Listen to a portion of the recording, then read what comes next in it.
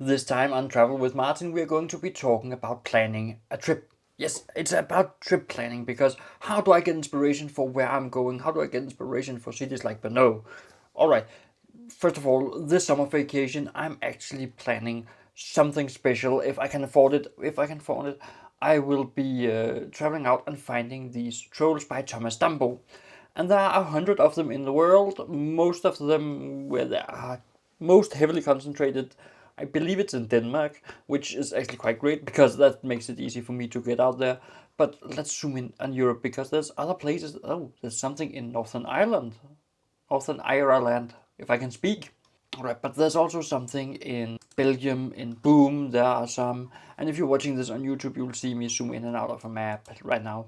There are some in France and some in Germany. There's actually two different in Germany. But there's also a bunch of small X's in Denmark. And if you go out on troddenmap.com, you will actually see there are also in the US, in South America, in Australia, in Asia. There's a bit of a lack of trolls in Africa. That I hope he will change at some point. But for now, it's concentrated on the other continents. So what I will do is I will find the ones in Boom first. All right, in Boom there are 7 trolls. Yes, 7. And I'll say, all right, Boom. How do I get to Boom from Slagelse? All right, I will have to take the train down there, and I will. Well, it's going to take a while, but I can get to Boom from Slagelse, which means I will be planning the trip of going to Boom, then going from Boom. All right, from Boom, then I have to go onto the troll map and see where is the next one. Oh, yeah, it is in France. It is Valdemar the Walker, if my computer wants as I want. All right, it is in the Ardennes in France. All right, that's possible to get there by train and by bus or something like that. It's possible with public transport to get from Boom to Ardennes. Alright, so I can see Valdemar the Walker, and from there I will then plan to the next one and to the one in Germany. That is my plan so far. I'm not sure I'm going to be able to make it, but I will try. That is the possibility I can say. I will try. I'll do my best to be able to manage it. But another way I also plan a trip is I go on to these well, big travel sites or big, for example, US News have a best places to visit in Europe. All right, number 1 is Paris. All right, let's say Paris.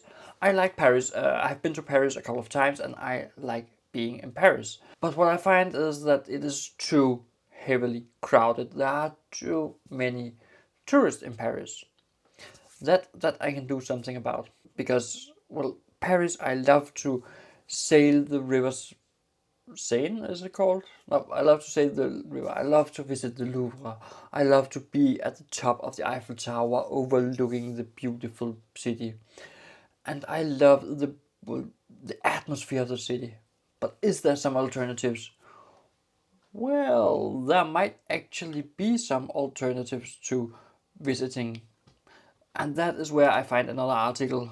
I found this article, Alternatives to Paris, 14 romantic getaway minus the hype. And yes, it is minus the hype because it is where they remove, well, lots of the tourists. Because Paris is a great place, but there are alternatives.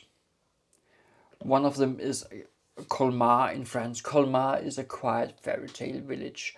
I've been to Colmar. It is such a cozy place. It is what we Danes will call hyggeligt. It is cozy, it is romantic, it is a true getaway for a person like me and my girlfriend. But all right, Nice has a lot of tourists. Too many. Colmar is better, fewer tourists. The next suggestion is Annecy in France. It is close to the Swiss and Italian border. Geneva is only a short ride away. It's actually quite simple to get to Geneva. And it is also a picturesque, perfect lakeside village or little town. It has a lot of these cozy areas. It has the beautiful river you can walk along. It has so much to offer. It has such a rich history. and it's romantic. Let's try and see if we can find something else, something that is not in France. Ooh, Ljubljana in Slovenia. The picture, the picture looks beautiful. I can dive even more into that. Because when I sit here and look at the article, I see a beautiful picture with a beautiful castle on top of it. All right, we can actually do something about that. Or we can actually look closer on that. And how do we look closer into that? Well, we will have to go onto YouTube. And on YouTube, we have a lot of good alternatives to actually look into this, because we can see what kind of videos shows up and who has made videos. Very nice travel. I don't know that channel. They in Dan Ljubljana. I don't know what they're writing, so I will skip that. Next one. Oh, Walter's World. 2 years ago was in Ljubljana. I might watch that because Walter's World, I know that channel, I have seen it. He has made shows about Copenhagen, which are actually quite great, and I actually find it, well, informative. He is not the best of entertainers, but he's better than I am at explaining all these kind of things. So I might watch him to see. Then there are Expedia, a travel company that has actually gone in and seen what can you do in Ljubljana. And if I take that, I will start by seeing, all right, it's a cozy city. Oh, the pictures here. And I know some of you are listening to the podcast, but there's a lot of pictures of a picturesque, romantic village.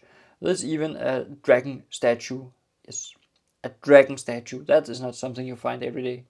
And this beautiful river with the beautiful old houses and the backdrop of a castle. So yeah, there are a lot of beautiful things in Ljubljana, and I will then go in and watch this video and see what does it have to offer. There are some puppet museums. Is there anything else than the castle? Because what I find most of the times is that I go in and see, oh, it has a beautiful castle, let's visit that town, and it takes quite a while until we go more in depth, because it's the same 5 things all channels keep mentioning. So I would say, all right, Expedia have done something. Then there are probably Lost, don't know that channel. Max and Sid, First Impressions of Slovenia, Ljubljana, Slovenia, Travelog. Oh, I have seen that channel before. That is Max and Sid. That's a great channel. They are informative, and I would go in on that because I know that channel. And there are a lot of channels who have made travel guides to Slovenia and Ljubljana, but I really run out of videos to see about Ljubljana in English quite early on when I look down. One of the top ones is a Brave TV full MMA event in Ljubljana, but that was not what I was searching for. I was searching for the city, so I might be able to say things to see in Ljubljana. Let's try that. Things to see in Ljubljana, Slovenia. And to those of you watching this on YouTube, the TubeBuddy meter I have out there it's a creator tool to help me see, is there any interest of that? I also use that to plan my trips, because then I can make videos about it, because I will go to the places that are, well, high in search volume but low in videos. So when I look at Ljubljana, there are a lot of videos, but they're 5 years ago, 2 years ago, 2 years ago, 1 year ago, 5 months ago, 1 year ago, 2 years ago.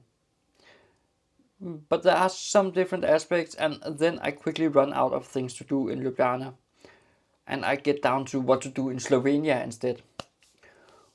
Which actually makes me wonder, why aren't there any more Ljubljana videos? I want to see why, because it looks like there are many great things down there, so I might be, instead of going to Paris with my girlfriend, I will go to Ljubljana, Slovenia. And all of this just because I started by saying, oh, I want the top rated place, an alternative to that. So from US news, I quickly said, all right, the best one is Paris. alternatives to Paris. Well, there are a lot of them, but Ljubljana, Slovenia, cheap place to. It's much cheaper to travel to Slovenia than to France. So I will try that, and then we go in and explore, is it a viable alternative? But we can also go further down when we say alternatives, because there's also Budapest. Budapest, I know that town, or city, it's a big city. And I know there's a lot to see in Budapest, so I might even travel there, but it's not the first one. And then I go down to Barcelona, to Bruges. Oh, I might actually go to Bruges because I'm going to Belgium anyways this summer. So it might be, well, a fun excursion to go past Bruges. But then we also have Dubrovnik, Croatia. That, Ljubljana, I know. Dubrovnik, I don't know. So what is there to do in Dubrovnik? There's actually quite a lot of videos and it looks actually quite... I might actually explore that and see, is it something I should look closer at, because it actually looks quite interesting. It has an old town, old castle. It actually looks quite interesting. So give this a like if you or interacted with it anyways on the platform you're watching or listening to it, and tell me if I should go to Dubrovnik in Croatia. It is so far south, so I can actually do it in the fall and still get a lot of great things out of it. So hit me up, and if you want to get on this podcast and tell me about your travel stories, then please reach out on any of my social media platforms. They are linked down below, and there are links in the description wherever it is on the platform you are listening, watching it is on. And no matter what, I would love to hear your stories. I would love to get you on this show and actually hear your best travel stories, because it is your travel stories I want to share. But my best travel story, I can just go into a travel story about all of this, about finding the perfect place. I can go into the travel story of my Brno trip. How did I come up with the Brno trip? Basically, I thought to myself, I want to go to Prague. All right, me and my son was looking at Prague. I have recently been to Prague and remembered, oh, there were so many tourists, it was hard to get around. So what alternatives can I find? All right, there are other towns in the Czech Republic. Let's see what other towns there are. And I went in and searched for alternatives to Prague, and I got all sorts of big cities around in Europe. And then one of my friends said to me, "Oh, but have you tried searching for great experiences in Czech Republic or lesser known cities in the Czech Republic?" And then we found Brno. And when I visited Brno, it is not that it's crawling with tourists. No, it was actually in the middle of the high season where there are tourists everywhere when you're around, and you can't get forth in Prague for tourists, and you are stuck on the Karls Bridge filled with tourists. And then there were Brno where there were no people at all. When we were visiting the Spielberg Castle, or Spielberg, or Spielberg, I don't know how to pronounce it. But when we were visiting this castle, I expected there to be a lot of tourists. I expected it to be hard to get in and out. It felt like we were almost alone there. There were other tourists, but it was the same 5 to 10 people we ran into on our trip through the castle. So yeah, there were other tourists, but it was not a lot. We visited a bunker down in Brno, and there were no tourists. Seriously. The other people running around in there were Czech citizens. They might have been tourists in their own country, but it was not like we were drowning in tourists. And English, a bit worse than in Prague. In Prague, they're great at English. In Brno, oh, we ran into problems, but there is nothing that hand gestures and forth and back and broken English versus my all right English versus my broken Czech. I could a couple of words, and we managed to get around fine, and we managed to get a lot out of it, and we managed to get out of the town, get up to some caves, and visit these caves, and going in there. All right, it was a Czech guide. We didn't understand anything. I had Google Translate. It could not follow along at all.